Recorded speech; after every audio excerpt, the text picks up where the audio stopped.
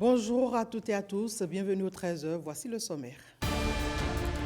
La 5e édition du mois du consommant local est clôturée. Au Bénin, d'importantes avancées sont enregistrées depuis le début de l'initiative.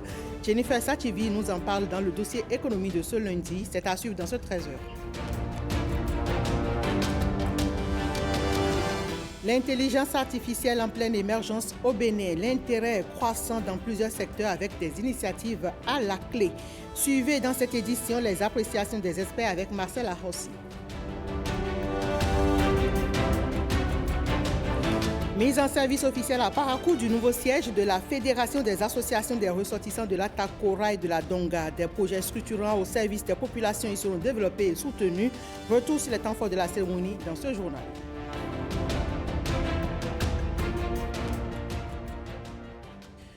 L'intelligence artificielle est en pleine émergence au Bénin. Elle suscite un intérêt croissant dans divers secteurs.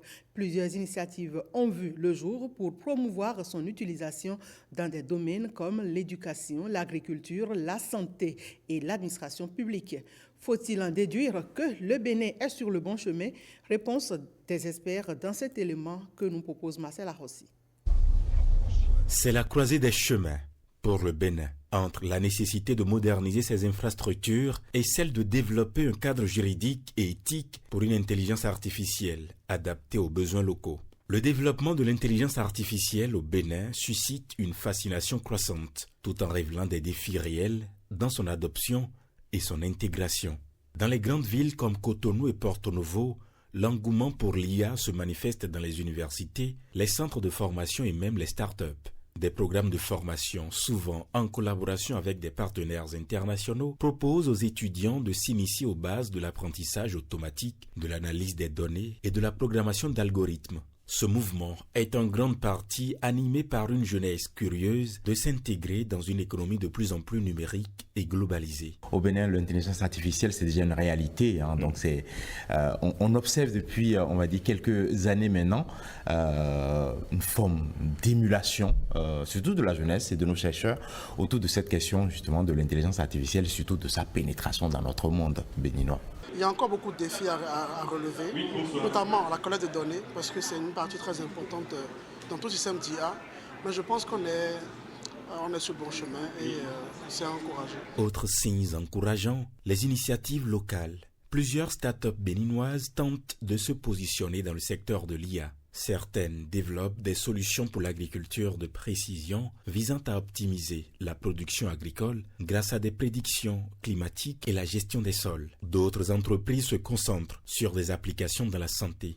En parallèle, le gouvernement béninois commence à investir dans des programmes de développement numérique conscients de l'importance de l'IA pour moderniser des secteurs tels que l'éducation, la santé et les services publics. En 2023, des fonds ont été débloqués pour encourager des initiatives d'IA dans le domaine de la sécurité, de la surveillance urbaine, une première en Afrique de l'Ouest. La grande population, de son côté, reste partagée face à l'IA. Si beaucoup sont fascinés par les possibilités offertes, certains craignent encore la perte d'emplois dans des secteurs comme la logistique, les finances ou encore le commerce de détail. La question de la protection des données personnelles et de la sécurité des informations reste aussi une source d'inquiétude. Les acteurs de la société civile appellent à un encadrement juridique rigoureux pour protéger la vie privée des citoyens face aux applications d'IA qui pourraient collecter des données sensibles.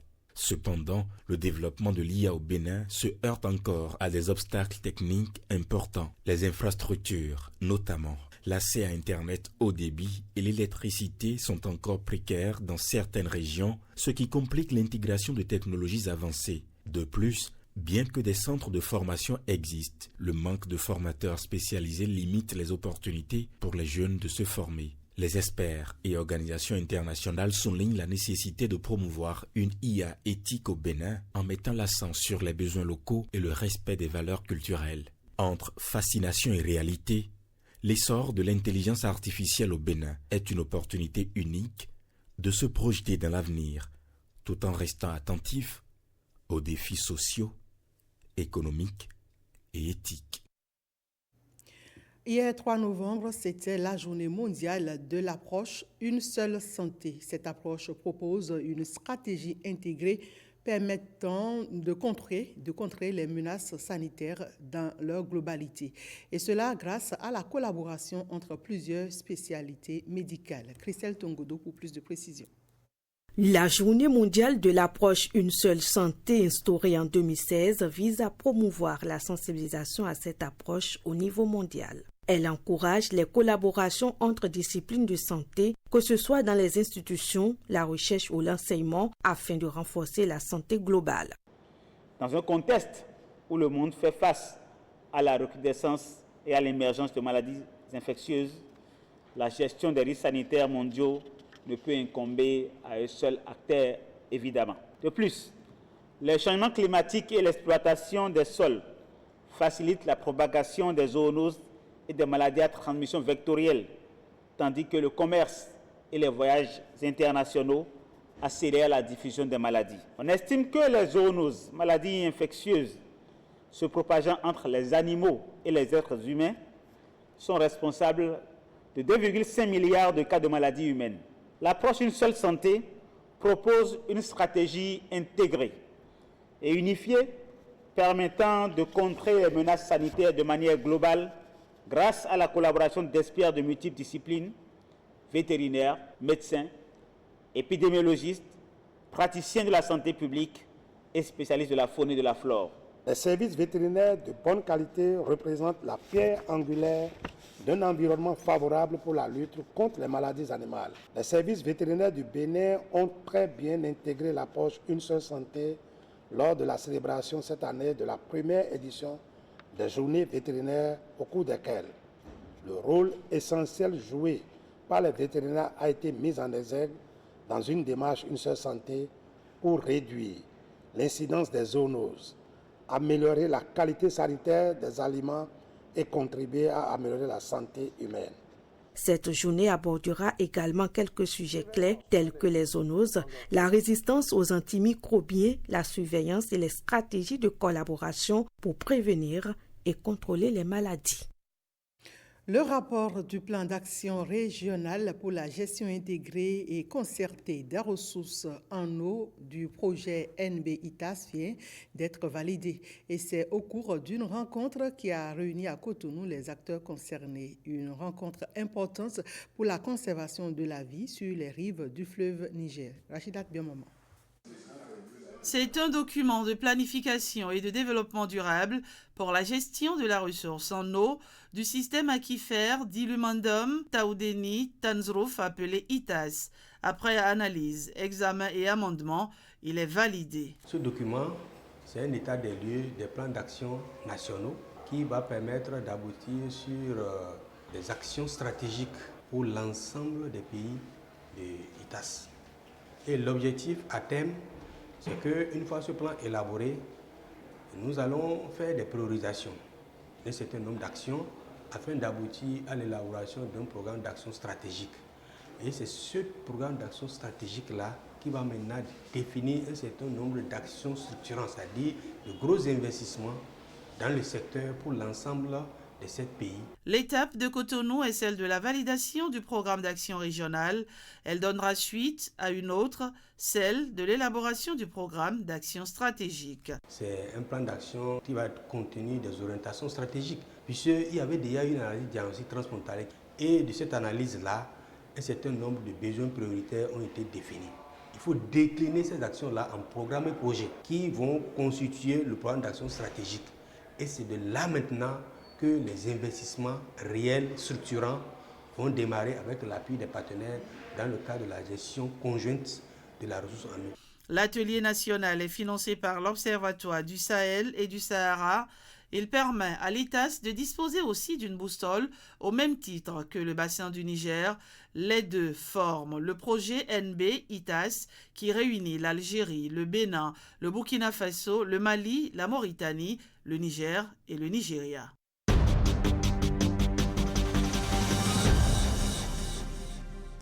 Le Consommons local, vaste marché d'échange et de promotion des productions locales par l'UEMOA a clôturé il y a quelques jours sa 5e édition. Tout le long du mois d'octobre 2024, les 8 pays membres ont encore apporté un coup de boost à l'économie. Au Bénin, d'importantes avancées sont enregistrées depuis le début de l'initiative, bien qu'il reste encore des choses à parfaire, et c'est ce que souligne Jennifer Sachivi dans le dossier du jour.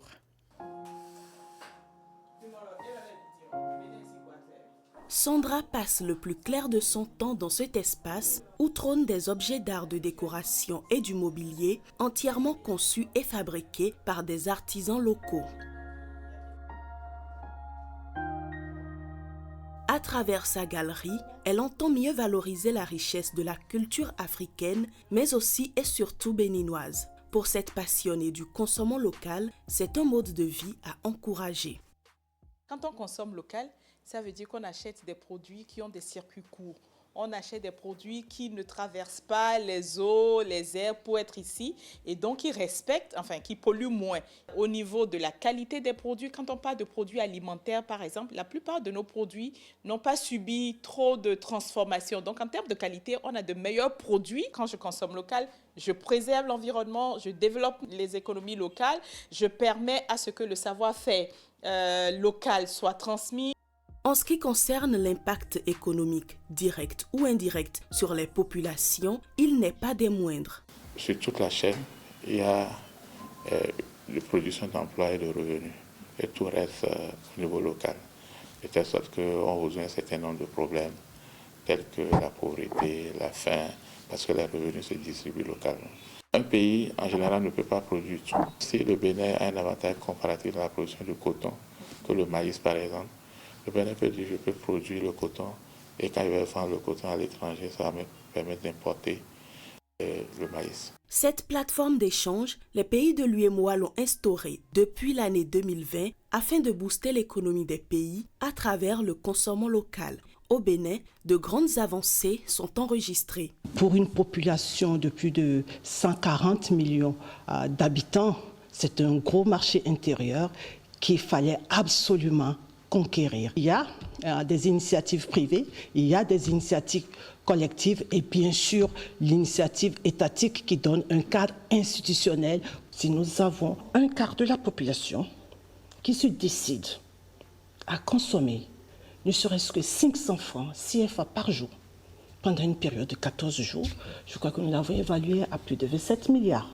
Si j'achète un habit qui est totalement produit ici, économiquement, c'est toute une chaîne de valeur qui bénéficie de cela. Alors que si j'achète quelque chose qui est produit à l'étranger, ça développe l'économie des autres pays. Il faut combiner les politiques macroéconomiques où on appuie les producteurs locaux, mais en même temps aussi la fiscalité de porte où on essaie de contrôler pour que les produits que nous importons de l'étranger ne reviennent pas moins chers par rapport aux produits locaux. Selon les chiffres de l'INSTAD, le Bénin connaît depuis 2019 une baisse sensible de ses importations. Elles sont passées de 1 843 milliards de francs CFA à 1 695 milliards, soit un repli de 8%.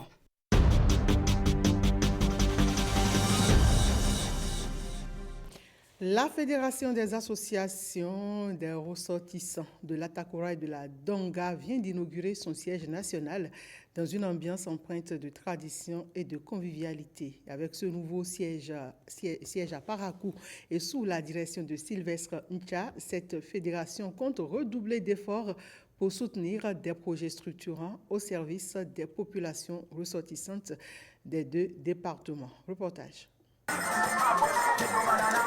Ce moment festif symbolise l'unité des filles et fils de l'Atakora et de la Donga réunis pour inaugurer le siège de la Fédération des associations des ressortissants de l'Atakora et de la Donga, la FARAD.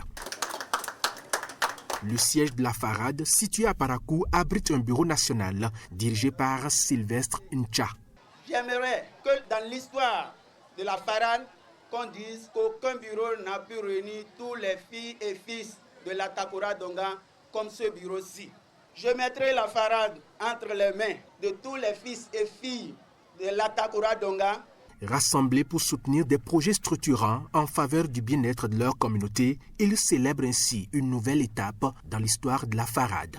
L'objectif de ce regroupement, c'est de permettre au bureau de parcourir les localités où se trouvent nos populations, de recenser les problèmes qu'ils vivent et d'apporter des solutions aux besoins.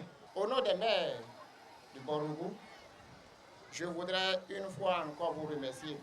Monsieur le Président, ce qui nous unit aujourd'hui est plus fort que ce que les gens pensent qui nous divise. Vous avez commencé une tâche. Je suis convaincu, votre engagement, votre détermination et l'amour que vous avez envers cette communauté, vous allez y arriver. Forte de 2 décennies d'engagement au service de cette communauté, elle bénéficie aujourd'hui de la reconnaissance de l'État. Depuis près de 20 ans, nous n'avons pas eu une existence légale, ce qui était une grande faiblesse pour la fédération. C'était un handicap pour la mise en œuvre des objectifs de la FARAD. Donc c'est une prouesse pour le bureau actuel d'avoir conduit en si peu de temps la fédération à avoir son récépissé et avoir une reconnaissance légale. Depuis son siège à Parakou, l'équipe dirigeante coordonnera les actions de la fédération et veillera à la réalisation de ses objectifs de développement pour la Takora et la Donga. Merci beaucoup. Sortie officielle du premier album de l'artiste slammer Awiyan Kayou. La sortie de ce produit culturel a été placée sous le parrainage du maire de la commune d'Abomey-Calavi et c'était le vendredi dernier. Heureuse Danodé nous fait vivre ici les émotions de ce spectacle du Verbe.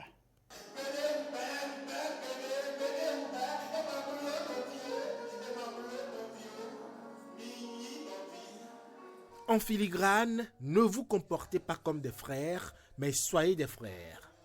Nonvi Nonzo est le premier album de Awiyan Kayou.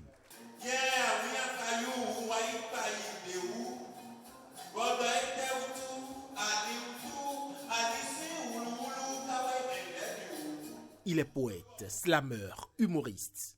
Sa particularité, slammer en fond et en français. Ce n'est pas facile pour un gentleman, futur notaire, commissaire ou militaire, d'informer sa femme la titulaire au dehors se trouve une petite savada. Une partie de son talent, il a compilé dans cet album de 15 titres. Nonvi Nonzo, frère de sang. Qui veut dire que tous les hommes sont les mêmes. Il y a des morceaux aussi bien en français comme en fongbe. Nous avons de la création, de la composition musicale à l'intérieur des œuvres. Nous avons du moderne, nous avons du traditionnel, nous avons également du tradi moderne. Nous pouvons dire qu'il y a également de la comédie musicale sur cet album. Nous avons également du gospel. Nous avons abordé des thématiques comme la paix, l'amour. L'artiste Kayou Awiyan est un artiste que je suis depuis quelques années. Un artiste, je vais dire, talentueux au niveau du slam. Donc, j'ai très bien apprécié cet album qu'il a non seulement réalisé sur clé USB, mais aussi sur CD. C'est un frère inséparable, inquiétable, imbafouillable. Donc c'est pourquoi je suis là. Il est trop fort, il est trop fort. Sinon j'ai envie d'être slammer. Voilà que mes langues ne tournent pas comme ça. Je voudrais recommander son album qui est très éducatif au public, notamment aux jeunes.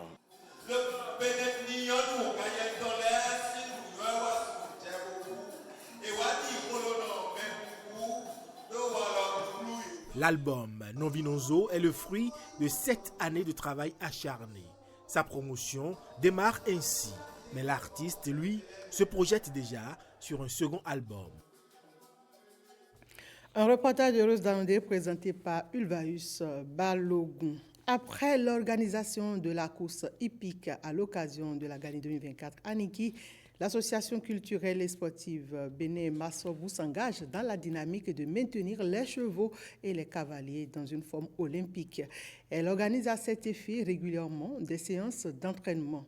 Ikiliru Gounou Sero et Michael Noati ont d'ailleurs assisté à une séance d'entraînement des chevaux sur une piste transformée en hippodrome circonstanciel à Parakou. Voici le reportage. Des entraînements qui vont permettre aux chevaux de maintenir leur endurance, mais aussi leur talent athlétique. C'est aussi des séances de formation à l'endroit des jockeys ou cavaliers. Nous avons un projet, organiser des courses hippiques, des courses professionnelles. Et pour le faire, il est quand même normal que de temps à autre, que nous faisions des entraînements, dresser les chevaux et former les jockeys qui sont sur ces chevaux, sur les codes de bonne conduite. Dans sa politique de développement de la filière chevaline et d'avoir des chevaux capables de battre des records, un vétérinaire équin assiste les cavaliers du point de vue sanitaire et nutritionnel.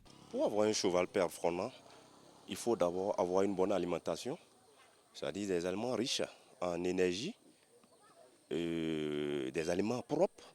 Il faut régulièrement laver son cheval. Outre cet aspect se trouve la préparation sportive du cheval avant toute compétition. Et cette préparation se fait sur le temps. La préparation individuelle, elle est normale puisque le cheval, en une semaine, s'il est bien nourri, il faut essayer de le réchauffer. Autre que ça, il y a des organisations en petits groupes. Au niveau du quartier, vous qui êtes côte à côte, vous essayez de vous organiser pour mettre une compétition afin de mettre le cheval en forme et de comparer les performances. Maintenant, au niveau de l'association, dans leur planning, il y a des compétitions d'entraînement sous forme de compétitions périodiques qui sont aussi organisées. Nous autres griots, nous les accompagnons. Et puis souvent, ceux qui sont les cavaliers sont nos patrons, c'est des Wassangari. Nous accompagnons le processus qui amène les chevaux à bien courir. Avec cette organisation au sein de l'association culturelle et sportive Bénin Massobou, la construction des infrastructures dédiées aux chevaux tels que les hippodromes est nécessaire. D'où cet appel de Bénin Massobou. La création d'une fédération béninoise des sports équestres est le souhait de toutes les associations équestres que nous avons au Bénin. Nous ne sommes pas seuls et dans l'avenir, nous pensons créer une fédération béninoise des sports équestres pour pouvoir bénéficier de l'accompagnement de l'État, en termes d'appui institutionnel et en termes de construction des hippodromes, et des installations équestres pour pouvoir professionnaliser la filière chevaline au Bénin.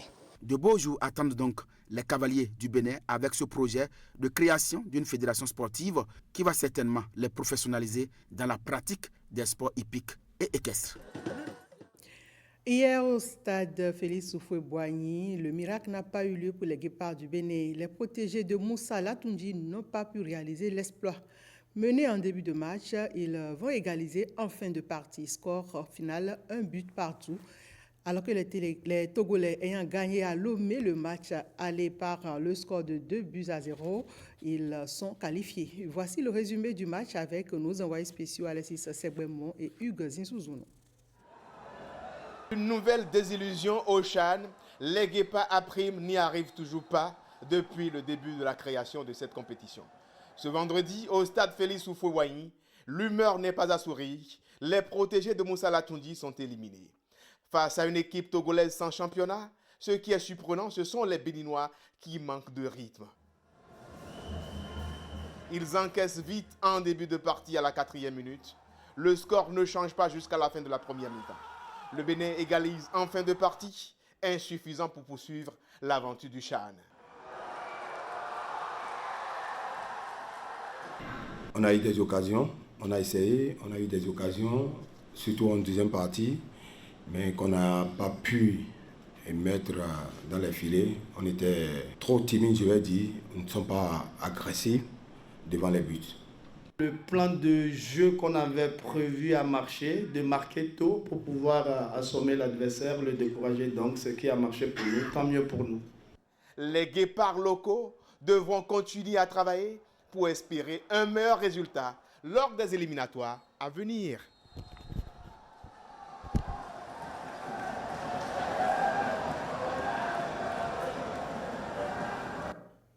Abidjan encore et nous sommes cette fois-ci avec les randonneurs béninois. Ils participent à la compétition africaine de randonnée pédestre.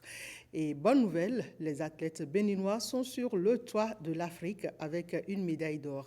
La seconde équipe béninoise s'est aussi offerte le bronze. Dans une équipe, même si le talent individuel permet de faire certaines fois la différence, le collectif ne doit pas être occulté. pour aller chercher un titre. Les Guépards randonneurs et Amazones randonneuses ont bien compris cela à Abidjan.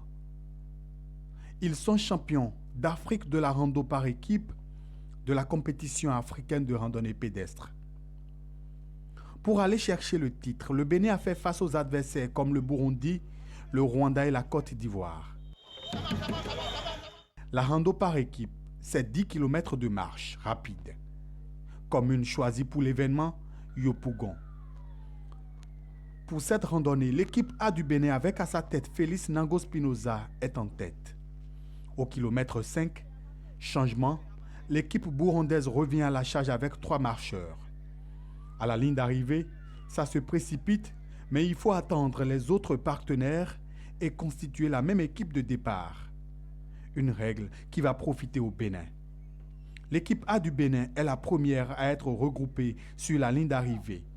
Elle passe devant l'équipe B du Burundi, deuxième. Le Bénin! Le Bénin!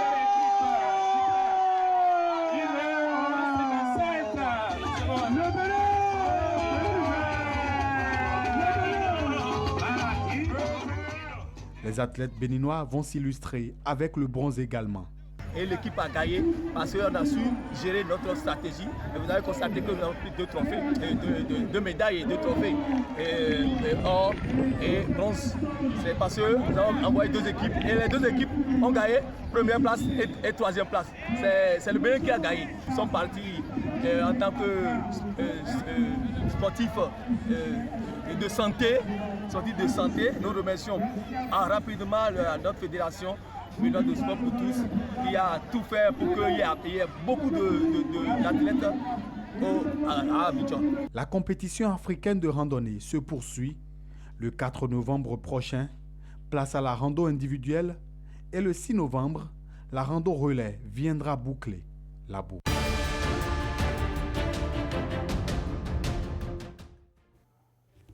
En interactualité, nous allons entre autres aux États-Unis et en Espagne. La compilation porte la signature de Alain Soutoumé.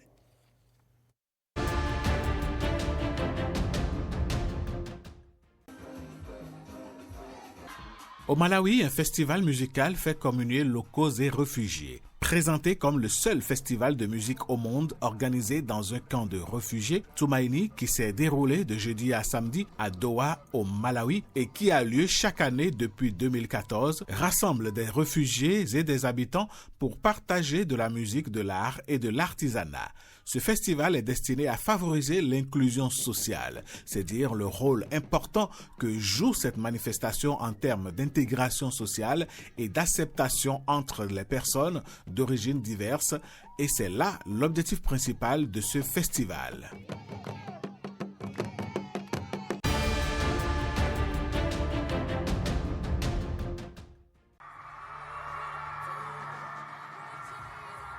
Kamala Harris s'engage à s'attaquer au coût de la vie et des soins de santé des Américains si elle est élue à l'issue des présidentielles du 5 novembre prochain.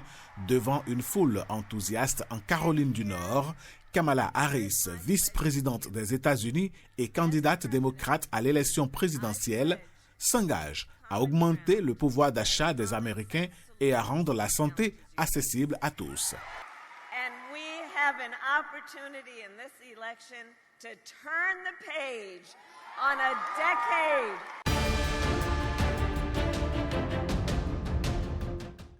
La Turquie souhaite renforcer ses liens avec les pays africains lors d'un sommet. Le ministre turc des Affaires étrangères, Hakan Fidan, s'exprime lors d'un sommet avec les pays africains organisé à Djibouti, soulignant l'engagement d'Ankara à approfondir ses relations avec l'Afrique.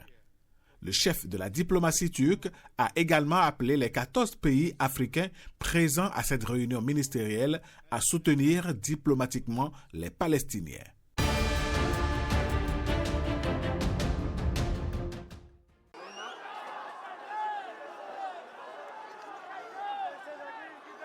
Inondation en Espagne, le roi et la reine pris à partie par une foule en colère.